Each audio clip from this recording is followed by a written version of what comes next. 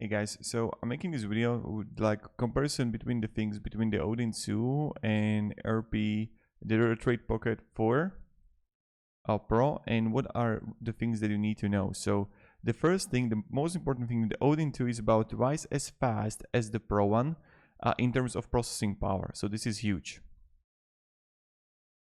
Then also another thing, many people reported that RP4 Pro without grips is too thin for hands.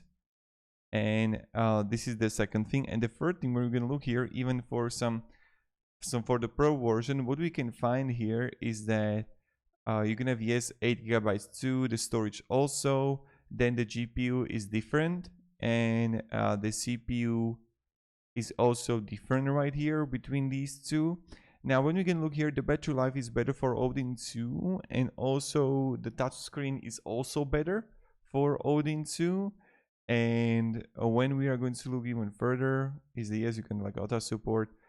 And yeah, so I mean, like, they're both good, but Odin 2 is like overperforming. But just be aware that it's more bulkier and more